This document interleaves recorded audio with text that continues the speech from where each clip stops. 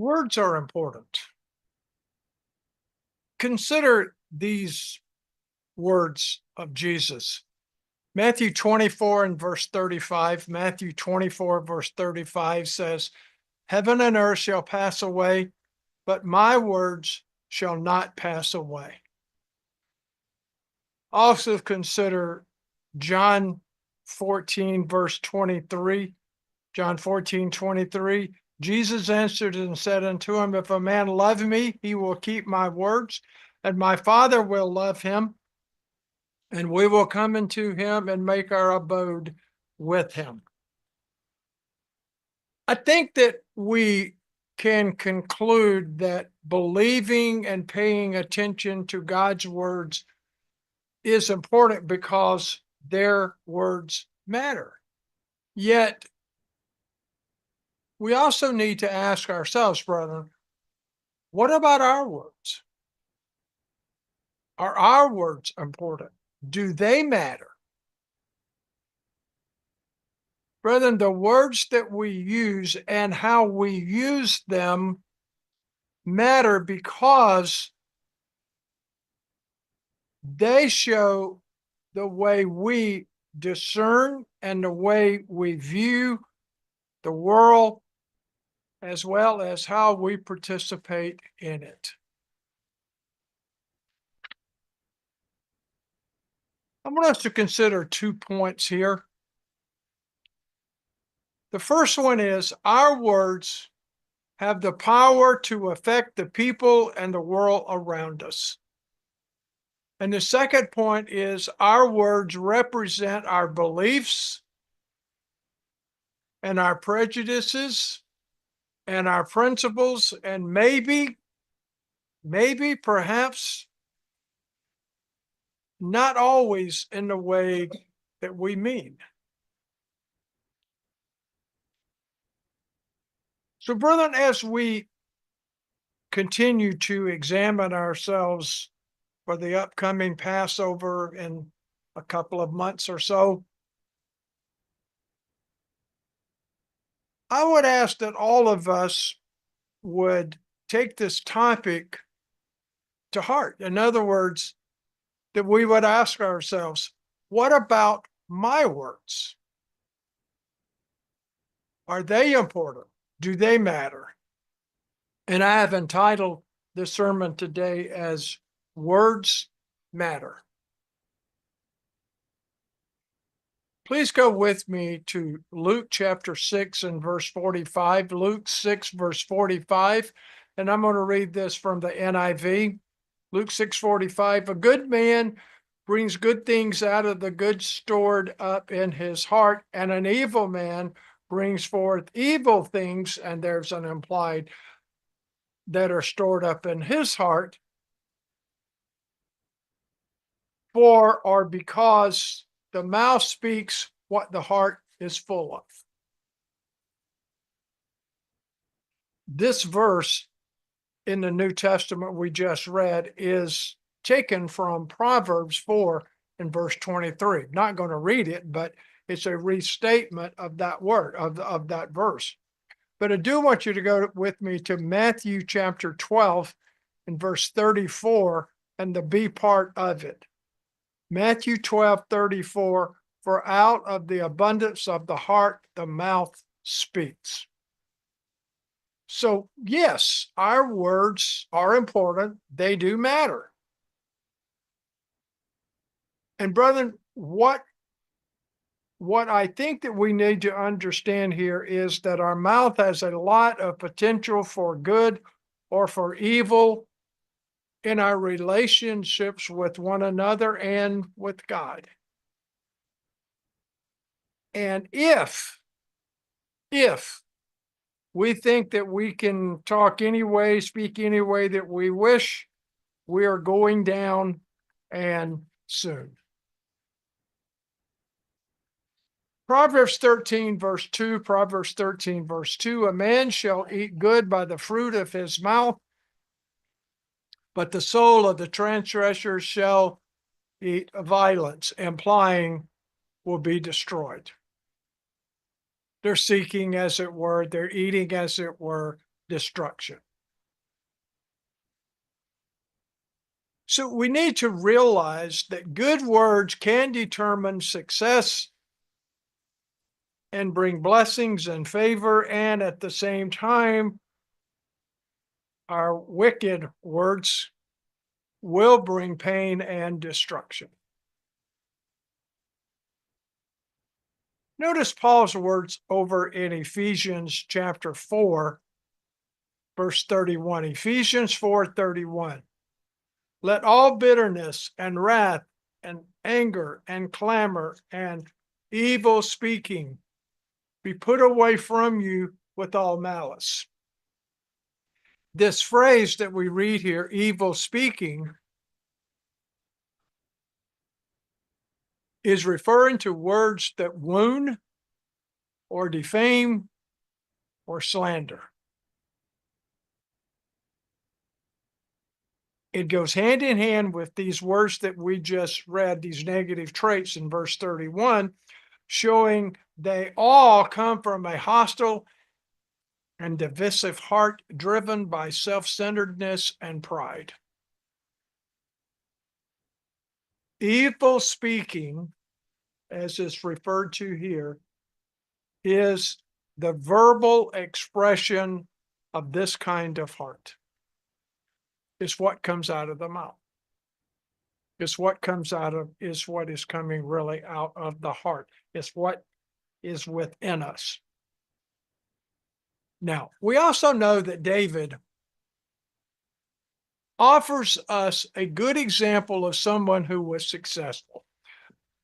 So let me ask you a question here. Do you know why he was successful? Or put it in another way, are you aware that it was David's speech that played an important role in his success?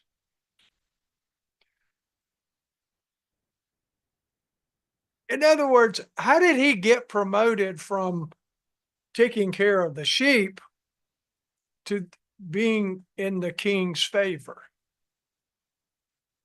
Well, the Bible tells us, and it's very plain, it's very simple. It says that his gracious words was what caused it. In other words matter. So let's take a look at this of what I'm talking about here. Let's go to 1 Samuel 18, 1 Samuel 18, verse 1, 1 Samuel 18 in verse 1. This was very soon after the matter of David and Goliath.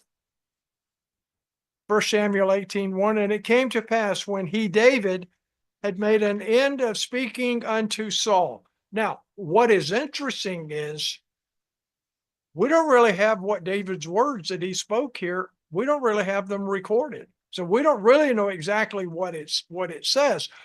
We simply know what happened as a result of these gracious words of his.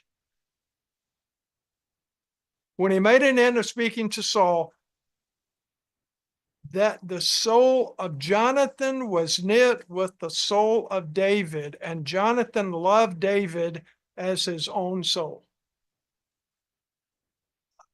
Those are powerful words. I mean, those are really saying a lot when you really stop and think about it. And then you can go on, there's more going on here, but I just want to read verse 2. And Saul took David that day, and would not let him go, and let him go no more to his father's house. And then Jonathan and David made a covenant because he loved him as his own soul. Verse 4, and Jonathan stripped himself of the robe that was upon him and gave it to David. And Jonathan stripped himself of the garments, even to his sword and to his bow and to his girdle. Bro, what I want us to see here, what I want us to get this picture that we're getting here is Jonathan was a warrior. And he simply stripped himself of all that made him a warrior and gave it to David. Why? Because kind and merciful words can even win over kings or the son of a king. Proverbs 22 and verse 11. Proverbs 22:11. He that loves pureness of heart, even the grace of his lips, the king shall be his friend. And brethren, I want us to understand the sense of this verb can apply to us today in our lives also. Our speech, our words can bring good to our lives, or they can bring about violence or destruction. We all know, if we really would think about it, we all know that both God and good men love those who speak well, and they despise those who speak wickedly. Now, go with me, if you would, to Proverbs 18 and verse 21. Proverbs 18 and 21. Death and life are in the power of the tongue, and they that love it shall eat the fruit thereof. Wow. Now, let's think about these words for a moment. And I have 2 points here. The first one is, what we need to realize is words are that important, life or death.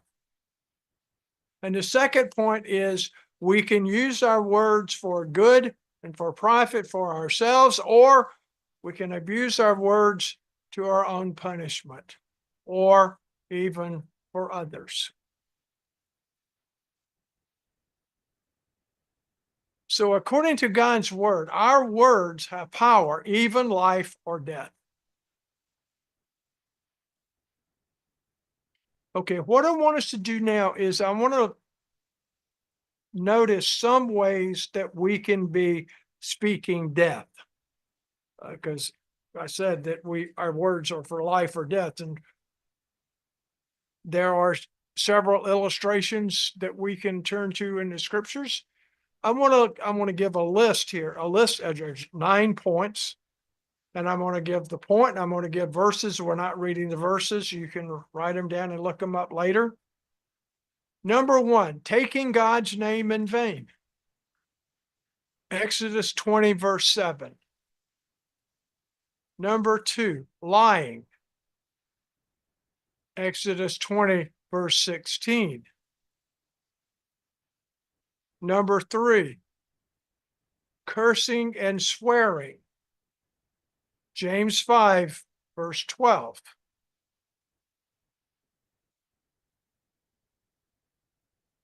Number 4, gossiping. Leviticus 19, verse 16. Number 5, ranting, promoting unlawful division and vain arguing.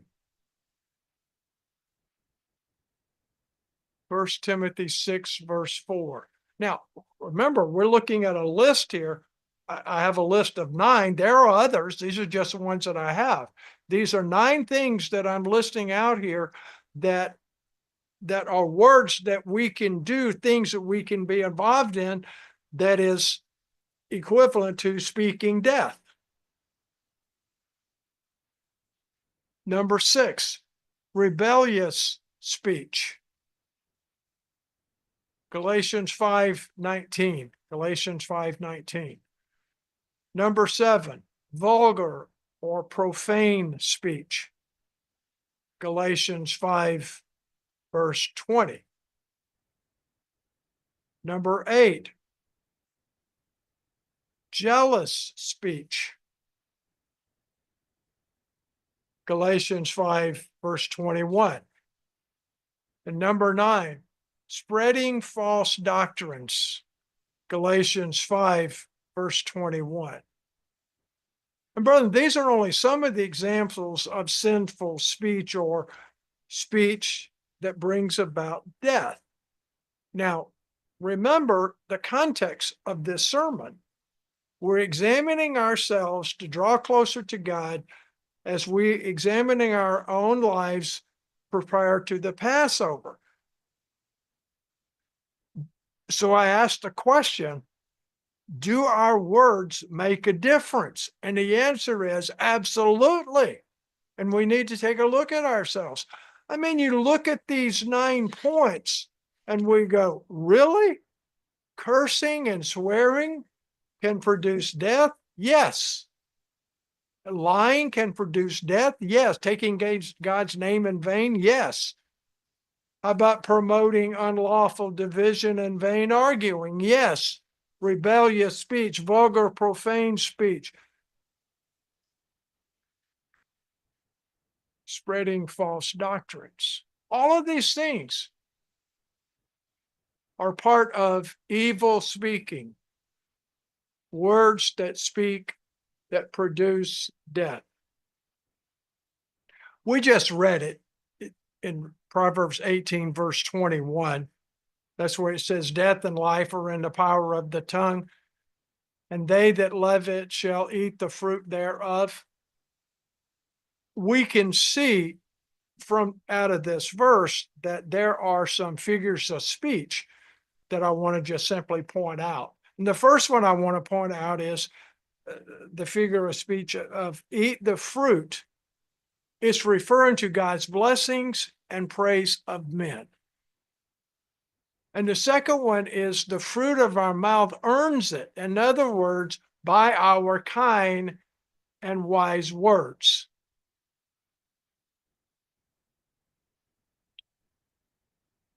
We can contrast the opposite as being verbal transgressions. In other words, those who speak hastily or those who speak foolishly. They can eat violence because both God and men will punish them.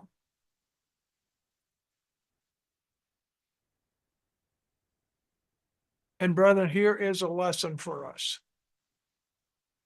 The easy way to grow in favor with God and man is by improving our words.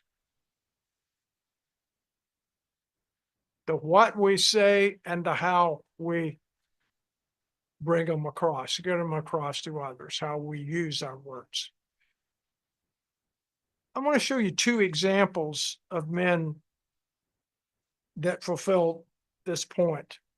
1 Samuel 2, verse 26, 1 Samuel 2:26.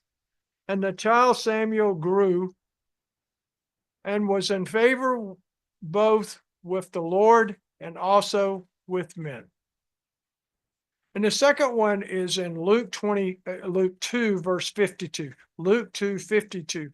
And Jesus increased in wisdom and stature and in favor with God and man. And brethren, we know both these men spoke excellent words. They spoke the words of God. Our words can produce either good or violence to our life or to the life of others.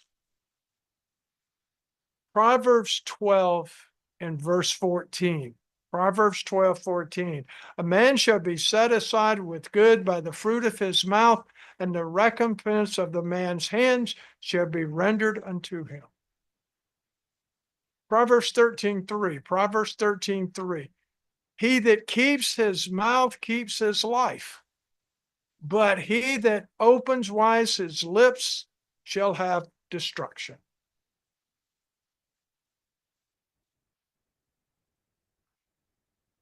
So, as we have been seeing, good words produce the blessings and favor of God and of good men. Proverbs 15, verse 23. Proverbs 15:23. A man has joy by the answer of his mouth, and a word spoken in due season, how good it is. And then Proverbs 24 and verse 26. 24:26. Every man shall kiss the lips that gives a right answer. So why is this true? I mean, it states it, but why is it true? because good words can demonstrate a good heart, while on the other hand, evil words can demonstrate an evil heart. Out of the abundance of the heart, the mouth speaks. Now, with that in mind, please go with me to Matthew chapter 12, Matthew 12, verse 35. We began in verse 35. Matthew 12, 35. A good man out of the good treasure of his heart brings forth good things, and an evil man out of the evil treasure brings forth evil things. But I say unto you, that every idle word that men shall speak, they shall give an account in the day of judgment. Huh. Did we really get this? Do we understand this? Every idle word that men speak, they shall give account thereof in the day of judgment. Yeah, our words matter. We're going to be judged because of what we say and how we say it, but especially the what we say. And verse 37 says, because the reason is because by your words you shall be justified, and by your words you shall be condemned. It's either or. We're justified, we're doing right and good with God, or we're condemned, bringing destruction. This point keeps coming up over and over and over. Go with me to the New Testament, to James chapter 3 and verse 10. James 3, verse 10. Out of the same mouth proceeds blessing and cursing. My brethren, these things ought not so to be. And again, remember why we're looking at this topic? Examining ourselves for the Passover. We need to take a look at our words, at what we say and the way we do them.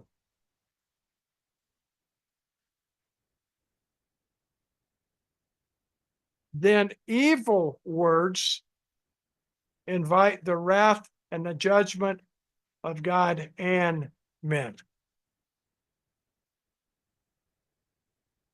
Proverbs 18 and verse 6. Proverbs 18:6. A fool's lips enters into contention, and his mouth calls for strokes. We're seeing these characteristics out of this verse more and more and more in our society today. Do we get entangled into this ourselves? We need to ask ourselves, and we need to take a look at it. Go with me to Psalm 52, beginning in verse 3. Psalm 52, verse 3.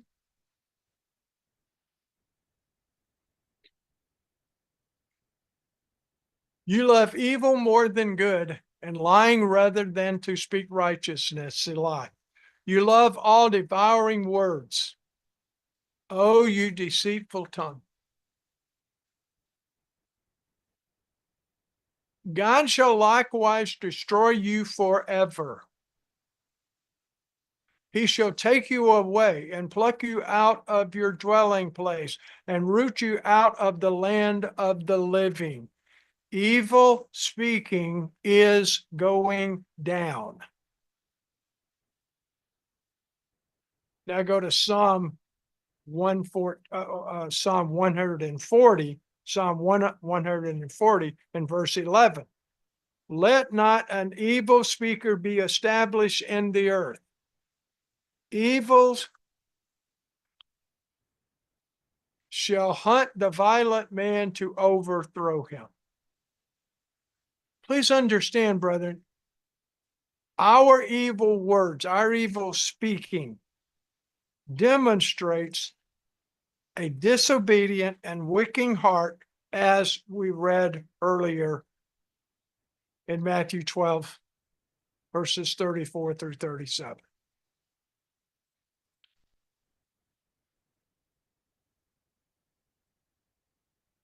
So at this point, what I want us to do is I want us to take a look at some things that we need to be doing in regards to our words as believers.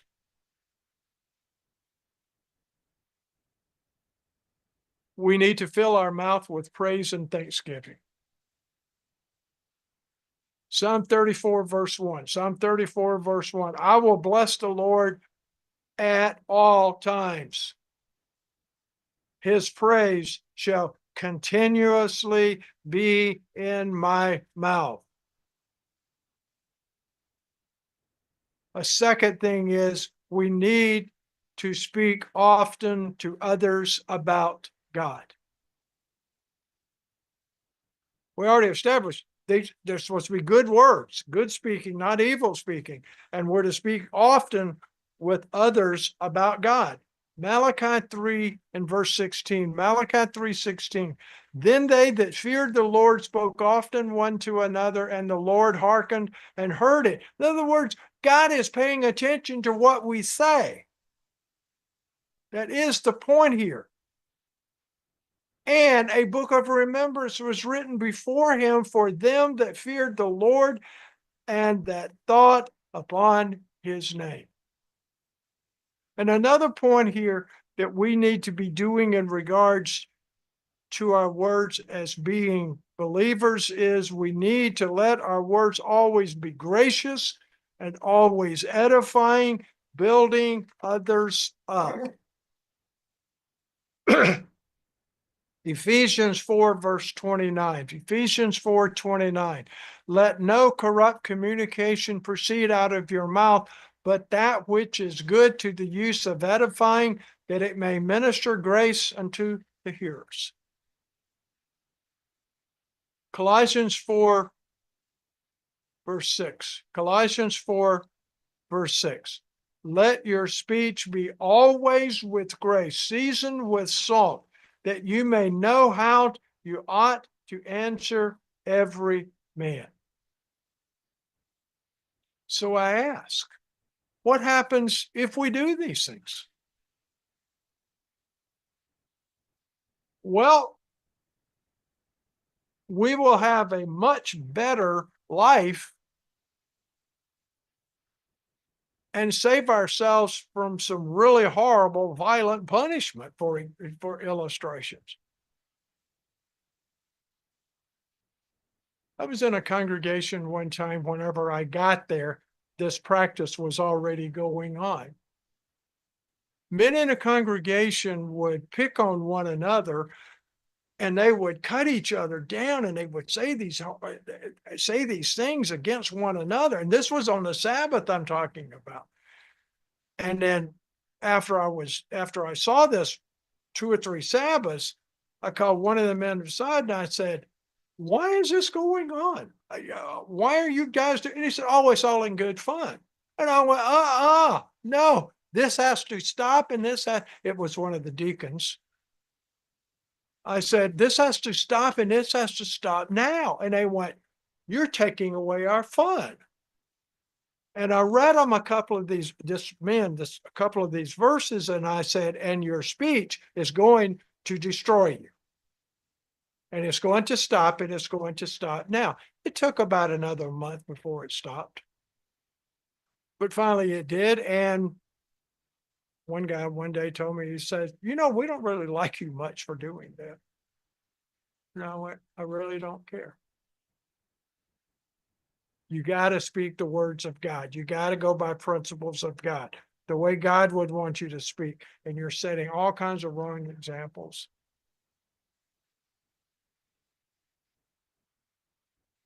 Now, what I want us to do here now is I'd like for us to consider a few different kinds of speech by contrasting some points between a wise believer and a not so wise person. And as we go through these points, I'd like every one of us to take a look at ourselves, because this is what we're doing. We're examining ourselves. And we're going to be, like I told you, I had a church pastor say one time, we actually have to be brutal with ourselves. Because the end result is life or death. So let's contrast these points. Okay, the first one is a wise person never spreads damaging reports about others, nor slanders them, nor backbites. Never. In fact, love and kindness are in his mouth.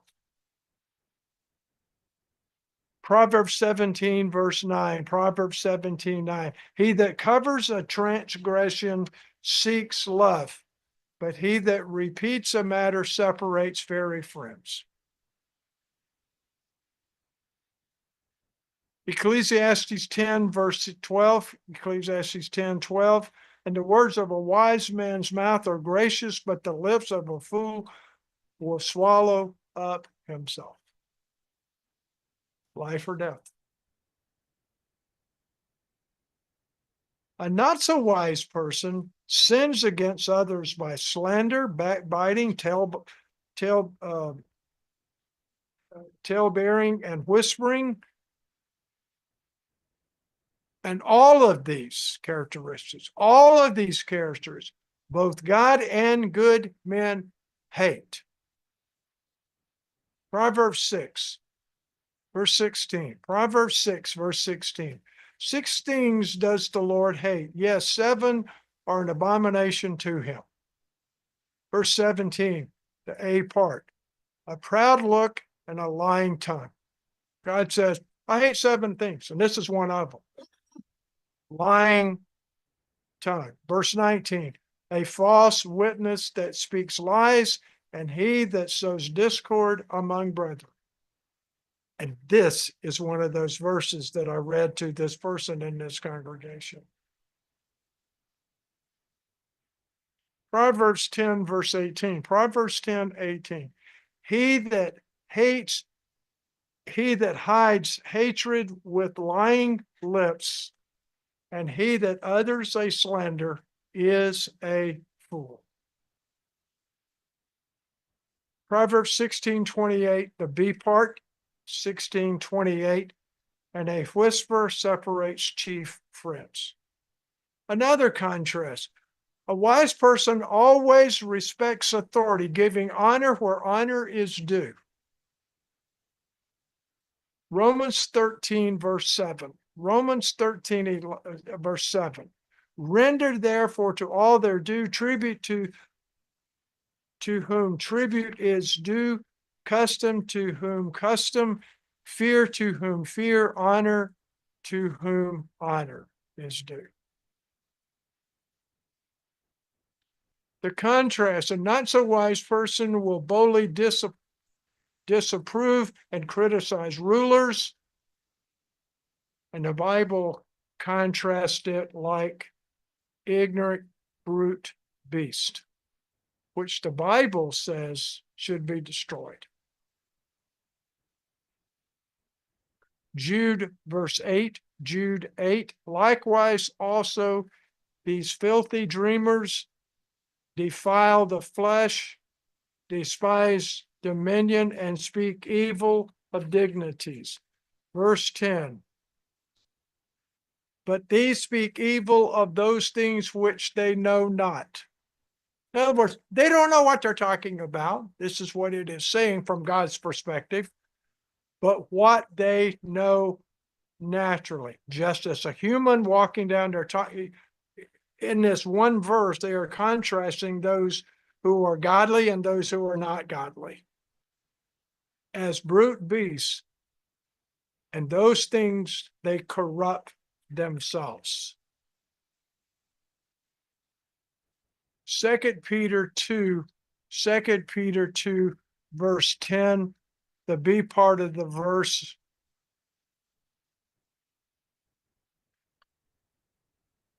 They are not afraid to speak evil of dignities. Verse 11, wherein angels, which are greater in power and might, bring not railing accusations against them before the Lord. That's referring to Jude verse 9, and it's referring to Gabriel the archangel when he's speaking about Satan. That's pretty cautious. Verse 12, but these, as natural beasts, made to be taken and destroyed, speak evil of the things that they understand not, and shall utterly perish in their own corruption. Again, life and death. Another contrast: a wise person speaks to edify others, and he will avoid idle words. Proverbs 17, verse 27. Proverbs 17:27. He that has knowledge spares his words, but a man of understanding is of an excellent speech. Proverbs 29, verse 11. 29:11. A fool utters all his mind, but a wise man keeps it in till afterwards. And if you're doing notes, you can put in notes we already read, but Matthew 12, 36 and 37. We're doing the contrast here. A not so wise person gossips, talks foolishly and filthily, and jokes. The Bible uses the word jest, and that's what we're going to see. And it's really interesting because God ranks this, puts them in the same category, this kind of speech, with fornication, then that's connected with other things. And he says, and this is one of the reasons he's coming to judge. Ephesians 5, verse 3. Ephesians 5:3. But fornication and all uncleanness or covetous, let it not be once named among you as becomes saints. Verse 4. Neither filthiness or filthy words or cursing, nor foolish talking, nor jesting. And this is talking about joking, the putting others down. It's that kind of talk. And we go, there's nothing wrong with this. Really, it's all in good fun. Really? Really?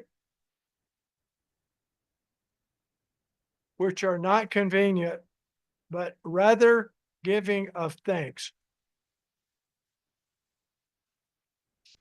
For this you know, that no whoremonger, nor unclean person, nor covetous man who is an idolater has any inheritance in the kingdom of Christ and of God. Let no man deceive you with vain words, for because of these things comes the wrath of God upon the children of disobedience. It's not really that important, huh? Right? Okay, we're going to stick to that. Okay, contrast another one. A wise person is a peacemaker, speaking to comfort and soothe out, using soft words to turn away wrath, and he never scorns. Proverbs 15:1. Proverbs 15:1. A soft answer, meaning giving a gentle response, turns away wrath, but grievous words stir up anger. Even in these verses and Proverbs, we see over and over and over. It contrasts.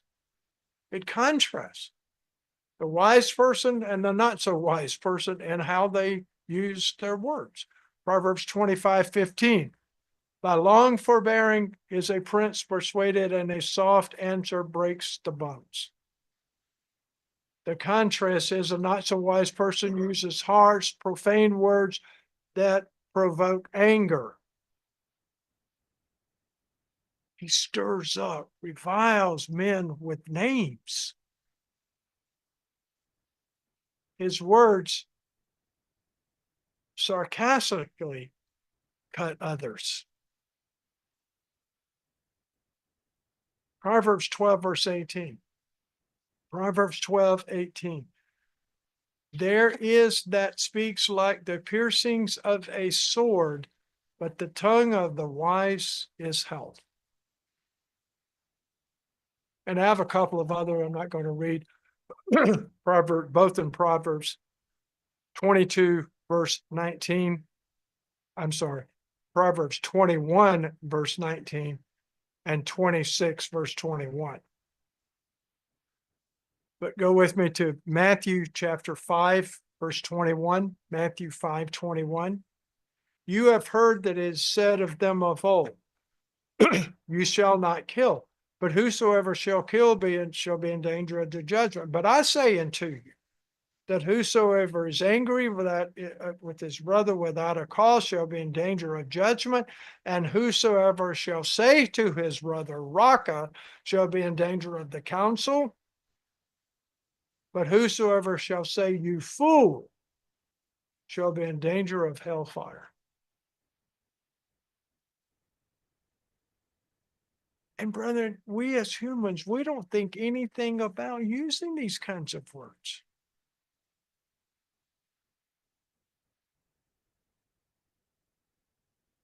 We need to think about this as we examine ourselves. Where am I? Am I on the side produces life, or am I on the side in my words that speaking death? Another contrast, a wise person loves the truth, always speaks the truth, no matter what the cost might be. He is faithful witness in all matters, and he does not exaggerate. Proverbs 12, verse 17. Proverbs 12:17. He that speaks truth,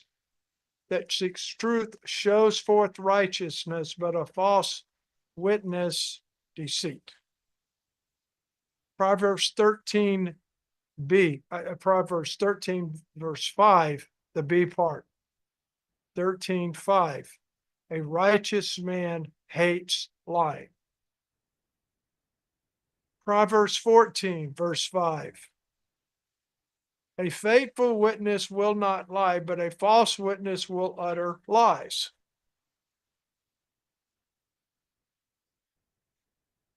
Verse 25. This is Proverbs 14, verse 25. A false witness delivers souls.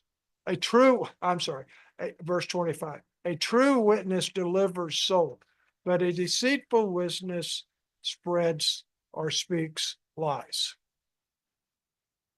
The contrast, a not so wise person will have deceit in his heart and tongue, and he is not afraid of falsely accusing or lying, and he will die before he would change his words, or would even die because of his words.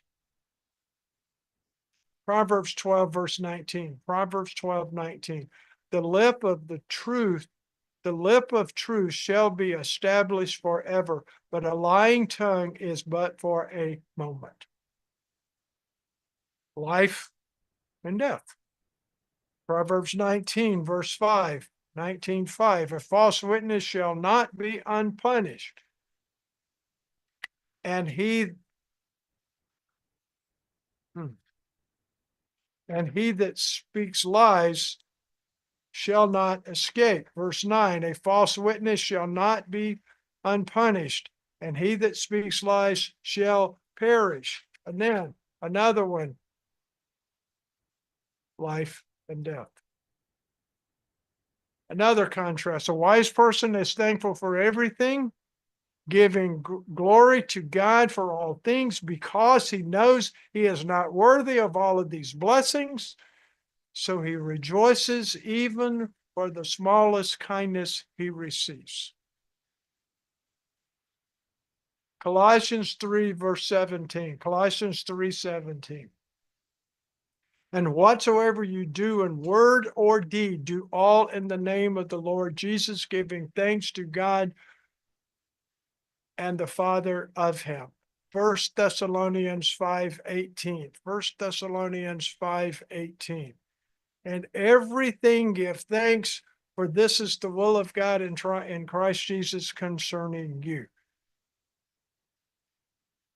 You can also in your notes put down Ephesians 5, verse 20. The contrast is a not so wise person complains, murmurs, gripes and complains and whines. He only sees the negative and he loves criticism. Jude, verse 15. Jude 15. to execute judgment upon all, and to convict all that are ungodly among them of all their ungodly deeds which they have ungodly committed, and of all their hard speeches which ungodly sinners have spoken against him. These are murmurers, complainers, walking after their own lust, and their mouth speaks great swelling words, having men's persons in admiration because of advantage. Another contrast: a wise person is friendly, gentle, and kind. He is warm and encouraging, and he is selfless and generously concerned about others. Proverbs 16, verse 24. 16:24. Pleasant words are as a honeycomb, sweet to the soul and health to the bones. Ecclesiastes 10, verse 12. The A part. The words of a wise man's mouth are gracious. Luke 4:22. Luke 4:22. And all bare him witness and wondered at the gracious words which proceeded out of his mouth. And they said, is not this Joseph's son? This is what they said about Jesus. And these are the people who didn't like him. The contrast: a not so wise person is abrupt, arrogant, cruel, harsh, selfish, resents others, is loud, opinionated, and rude, and crass, and unconventional.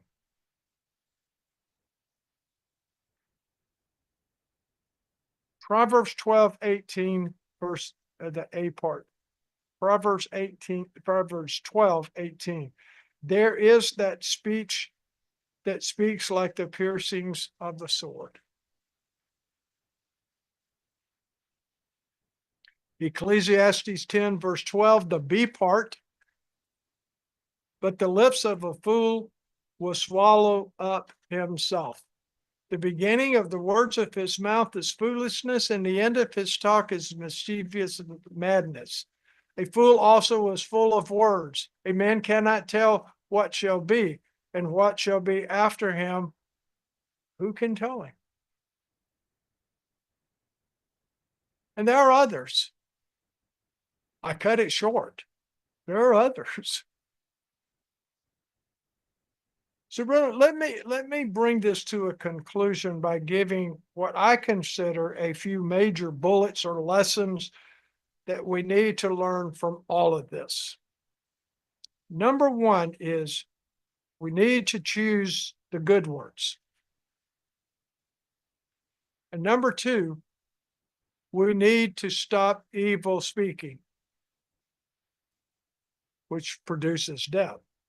And number three, and there's only three, and number three is we need to realize that it really is that simple. For us, it is a choice. It is a choice.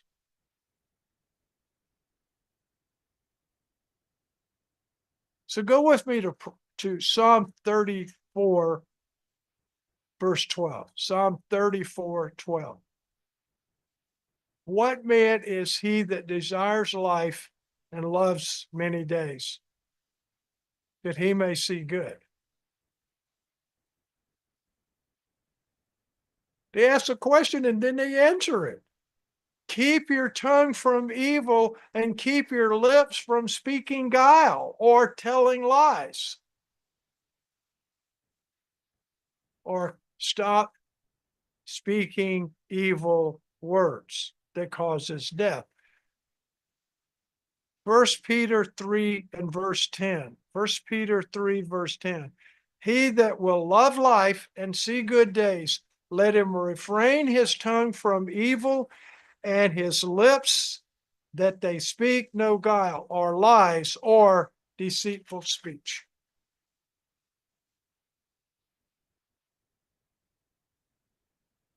Therefore, I hope we all learn, that we all see, even if this is just a good review, maybe something has triggered something in some of us that hear this, or hear it now, or hear it later. But I hope that we learn that we need to improve our speech. We need to improve our words. We need to be cautious with our words. And we need to begin today. I mean, after all, words matter.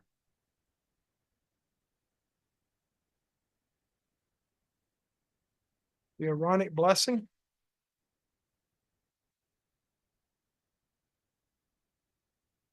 The Lord spoke unto Moses, saying, speak unto Aaron and to his sons, saying, on this wise you shall bless the children of Israel, saying unto them, the Lord bless you and keep you. The Lord make his face shine upon you and be gracious unto you. The Lord lift up his countenance upon you and give you peace. And they shall put my name upon the children of Israel, and I will bless them. God bless you all, brother. And we love you all very, very much. Happy Sabbath. God bless you.